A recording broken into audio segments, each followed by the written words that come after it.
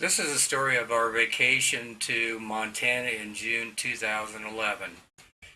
Amy and I hadn't taken a long distance vacation in a number of years, and we decided we wanted to this year. However, we also decided we didn't want to fly ever again. So that left the train. We left Indianapolis on the Amtrak. Might have been a great idea. It didn't turn out that way, which I'll get into and show you more about that later. This is what it's like on an Amtrak train. We went from Indianapolis to Chicago initially. Um, because we had a 4 hour layover in Chicago, we had time to walk around. The Amtrak station is right in the middle of the financial district of Chicago, so we really got to see some neat things. This is the Wicker Building, tallest building in the United States today. Some of the pigeons pigeoned everywhere in Chicago.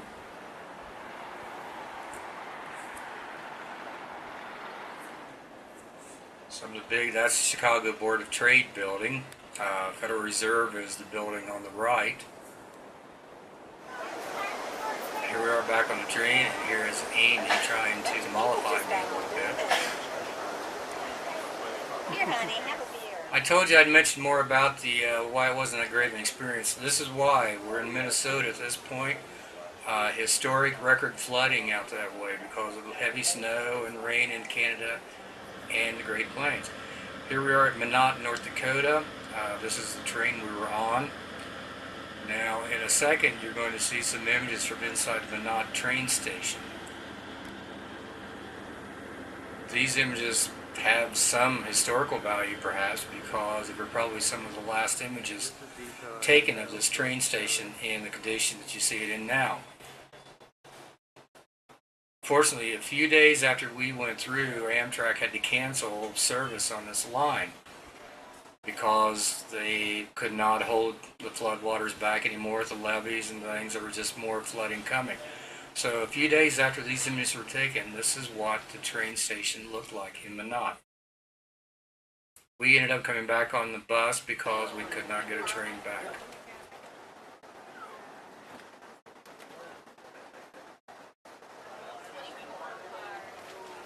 Finally, on the third day and 7 hours late, we made it to Whitefish, Montana. After a few hours of sleep, we went to Glacier National Park. This is Glacier, one of the lakes in there, a view of the mountains. Still a lot of snow. As a matter of fact, they had historic snowfall also in Glacier, meaning a lot of it wasn't open yet. The famous Going to the Sun Road was not open all the way through. They told us there was still 20 feet of snow on parts of it.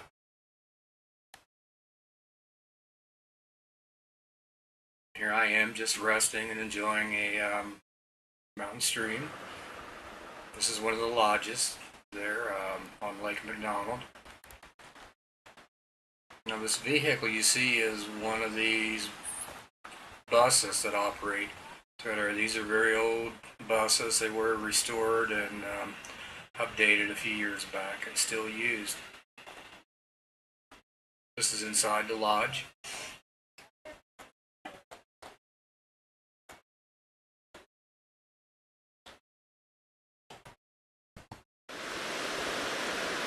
Here's Amy also taking a little bit of a break. This is one of the rushing streams, and the whole time you're out there, you feel like you're inside a beer commercial. And the mountain goats. We happen to come across an area where we're fortunate enough to see a lot of mountain goats. These guys wander down. They come down to lick salt deposits. And here we happen to see a mother goat with a just born kid, I guess you call a young goat. And they're perched on precariously on a rock ledge.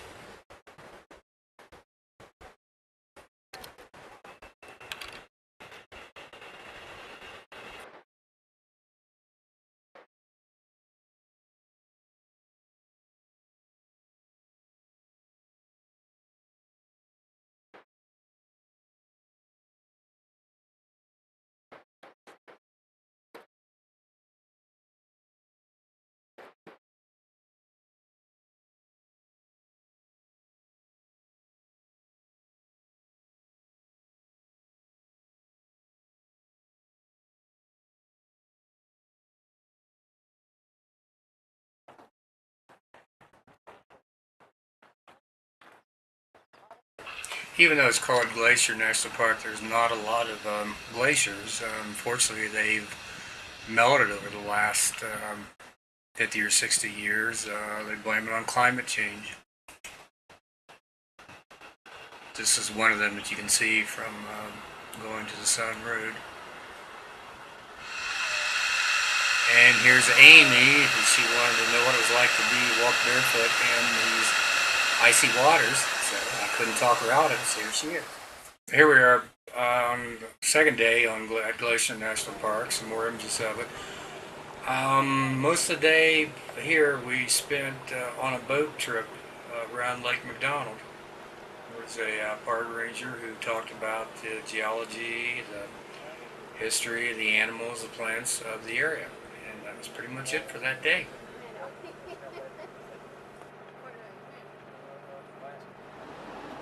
Okay, give me some. Oh, that's a good look. That's a nice look, honey.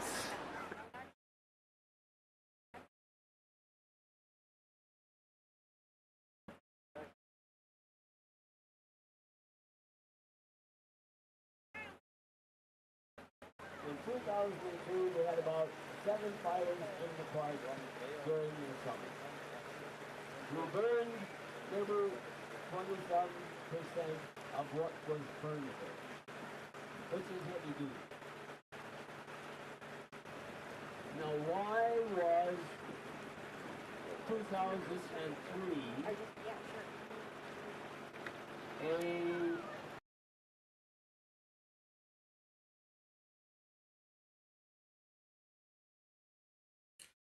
Well, the next day we drove down to Yellowstone National Park, which was actually an 8-hour drive, and considering the speed limit is 75 in Montana, it's quite a distance between the two. But I really like Yellowstone. Um, Always something fascinating. It's always different every time you go. This is the mammoth area of it.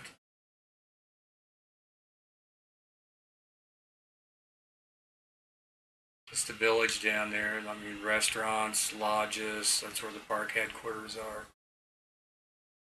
And these are the terraces of Mammoth. Now, last time we were there, a whole entirely different part of this was active. Now it's dead. These build up. They're like giant hot tubs.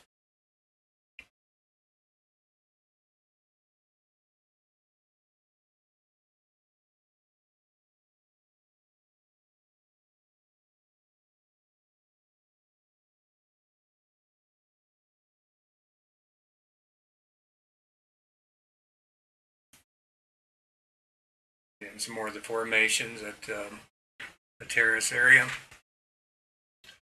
One thing about Yellowstone is there's a lot of people from a lot of countries there. I mean, a lot of Asians and a lot of Europeans. So you go a long time without even hearing English spoken. Seemed to be a lot of Japanese people. We kept running into this guy, and Amy finally took his picture. He had a nosebleed up here, and every place we went, he seemed to show up also. Just get a lot of Japs out that way.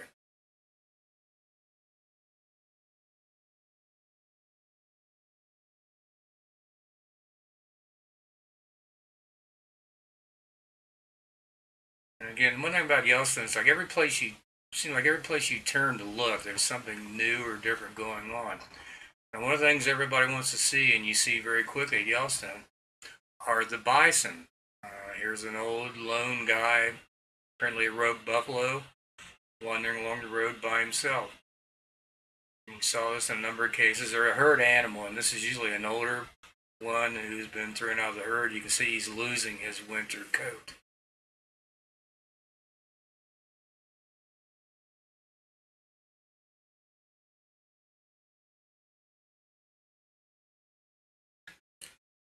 Well, the next day we drove down that night, and the next morning we got up, went into Yellowstone, stopped along the river for a while just to enjoy the peace and quiet. Again, it doesn't take long for things to happen at Yellowstone. Here we've just been for a while, and this stork family wandered by.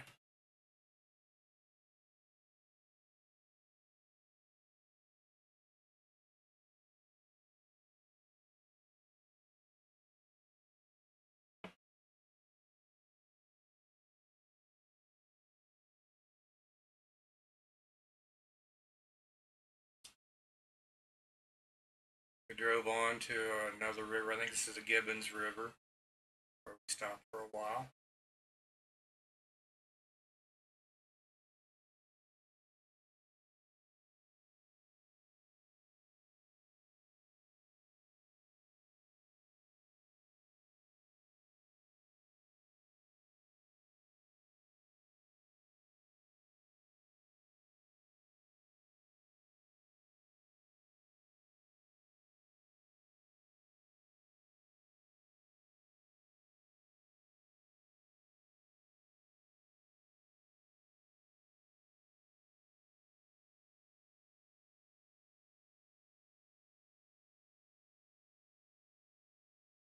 Now, Amy made a friend along there. This curious little pike, I think it may be called. Looks like a little western chipmunk to me, who was really interested in what she had to eat.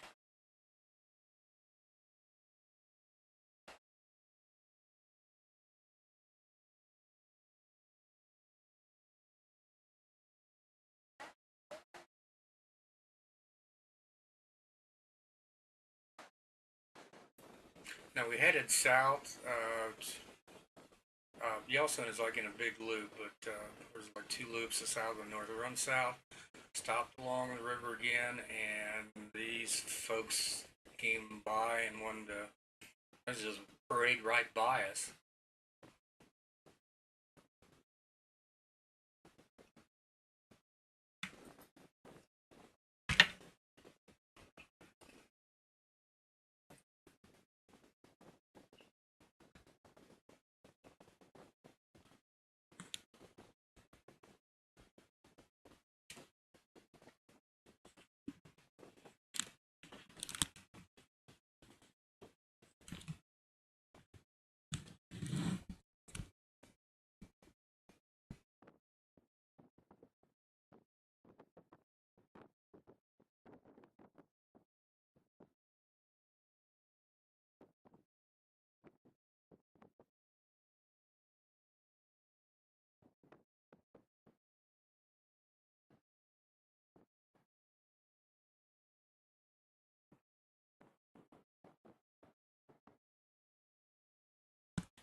Just a few minutes later, we got into some one of the thermal areas down here. I believe it's Grand Prismatic area.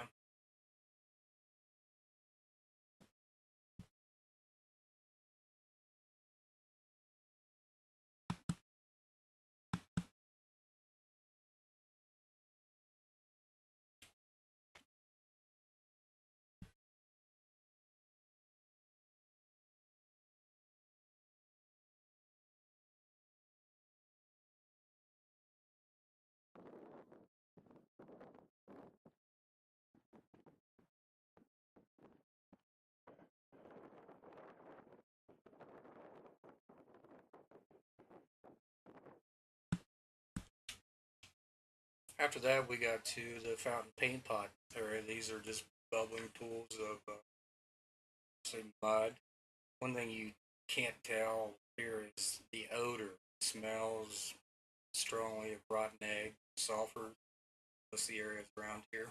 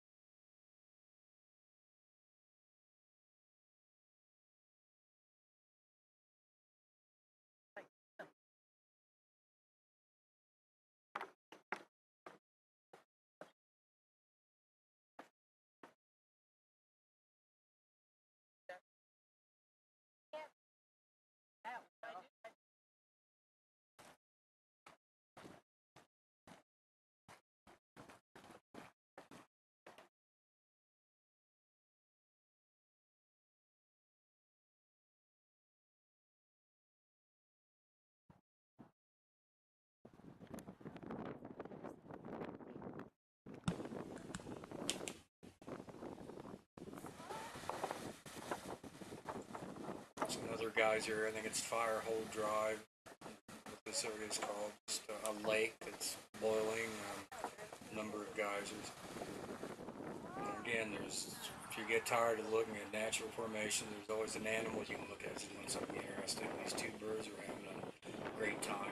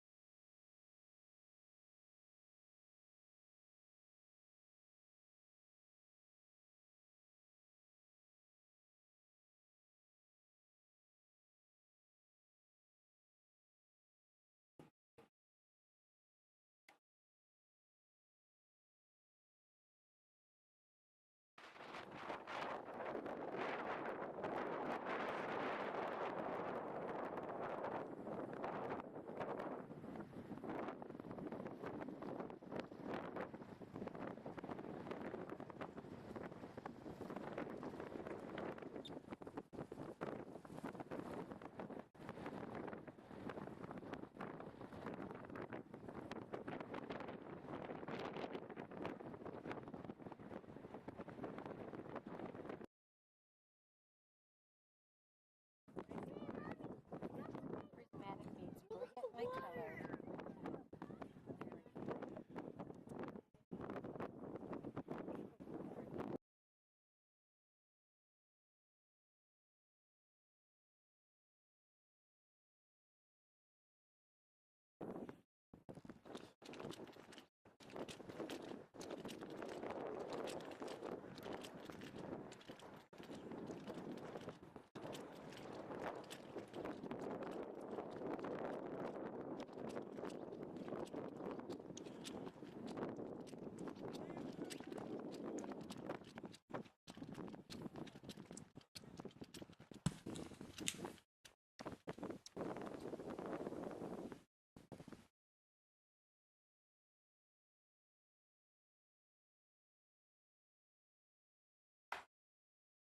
Here we're at the iconic point at Yellowstone, which is Old Faithful. It goes off probably every 70, 80 minutes, pretty steady. A lot of people, and you hear all kinds of languages being spoken. People, first time you see it, it's get excited about it. You hear, Japs and Germans jabbering right and left.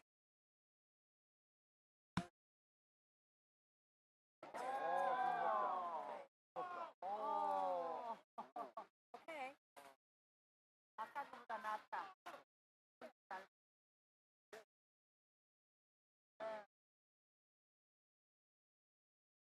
Karena itu bukan.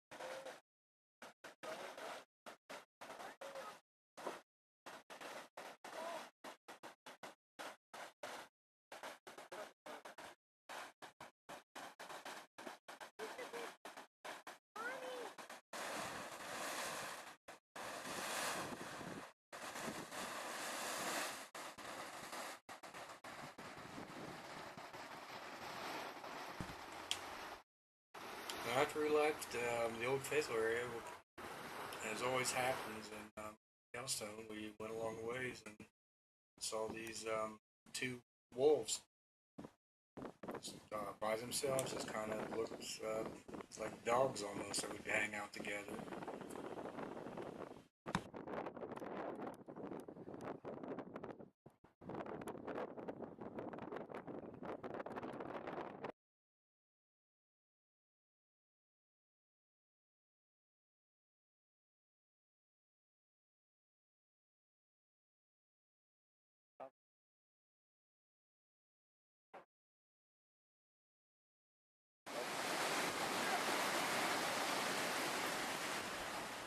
And the next day, we again, after staying the night in West Yellowstone, we headed in to the park.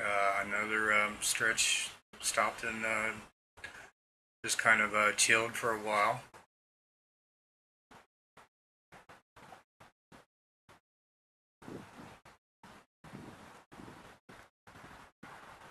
And as always happens at Yellowstone, if you're just quiet for a while, sooner or later somebody's going to come by and say hi to you. In this case, it was a prairie dog.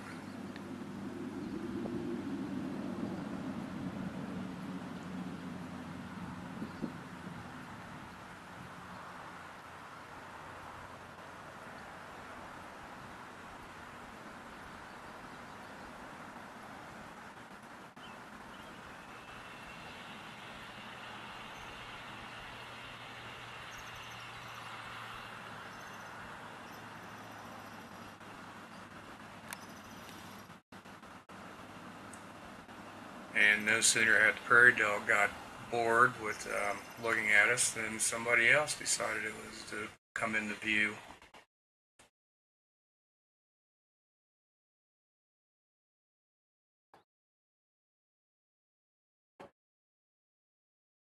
Oh,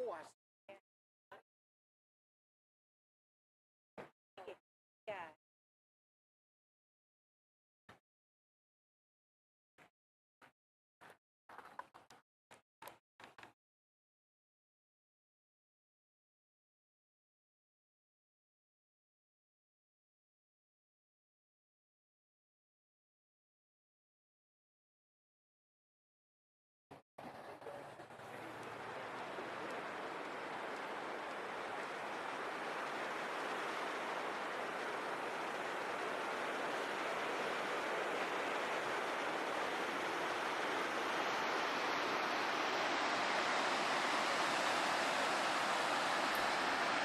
We headed up north again. We went to an area called the Artist Paint Pot area. More geysers, mud, a lot of distinctive coloration in the ground in this area.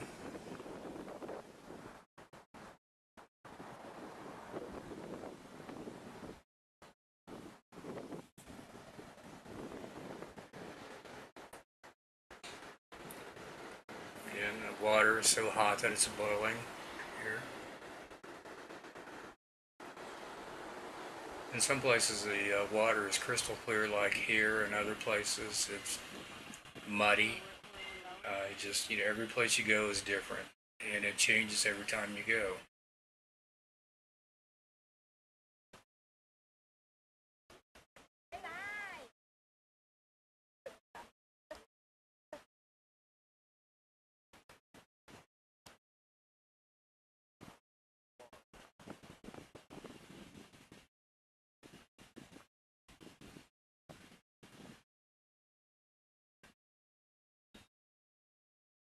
I was on top of the hill, and Amy was down below walking the other way. Now here, coming up, is this little hole right next to the walkway I was on, and the noise that was coming out of it, no water or anything, just the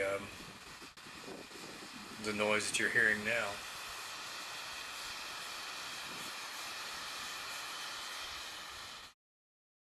Now these were, to me, one of the neatest ones. It doesn't show that well here, but it's like almost pure white. Almost like a clay or a stucco is what it reminded me of. And again, hot, boiling.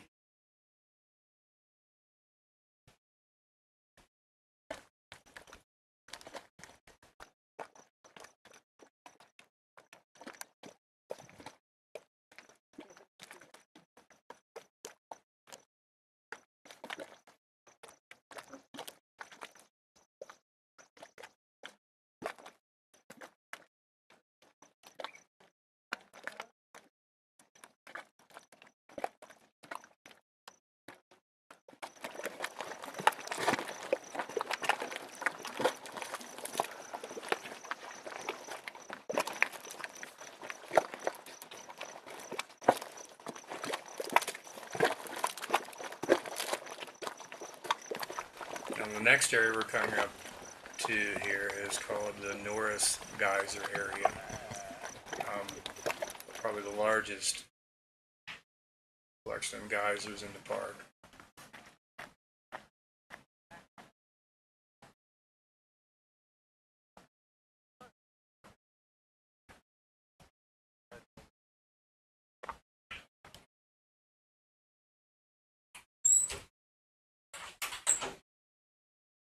These are some signs. They have these everywhere out there. I think the intent is for the so the Japs can see what happens to their kids if they let them wander off while they're jabbering. Some greenish coloration, chemicals, bacteria.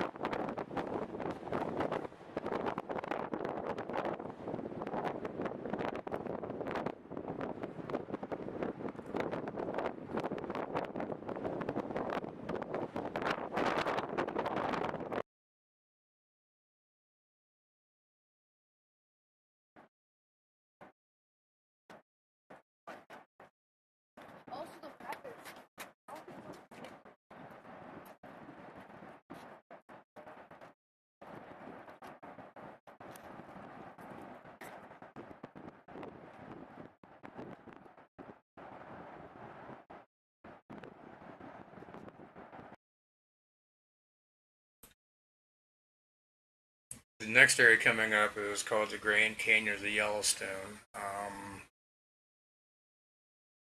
Again, there's a little bit of everything in Yellowstone. The animals, the geysers, a lot of waterfalls, and this is the biggest waterfall in the park.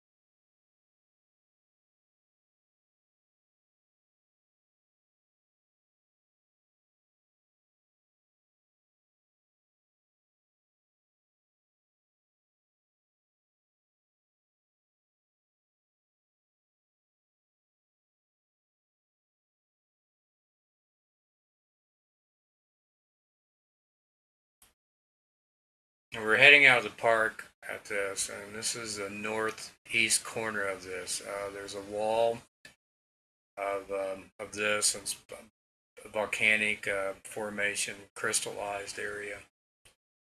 And that was it for us in Yellowstone. We left there and then went up and stayed in Bozeman, Montana, and then back to God. On our last day, we went back to Glacier, as far as you get where they're going to the road. Sun Road was closed. This is Avalanche Lake. Shortly off the walking area, we came to this stream, and then here's another one, another waterfall just a little ways up from that one.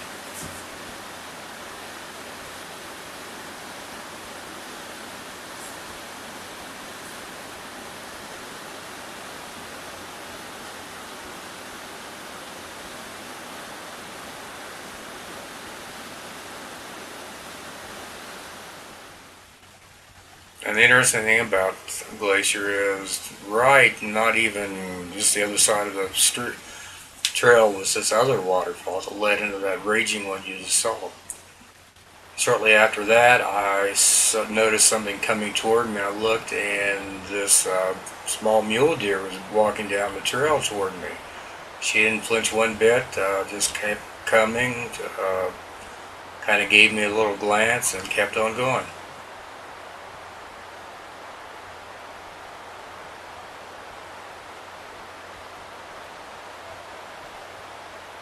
Now, that was interesting enough, but it wasn't even 10 minutes later. I was walking on up the hill and looked over the side, and here was another mule deer. This one is a young buck. You can see its antlers in a minute.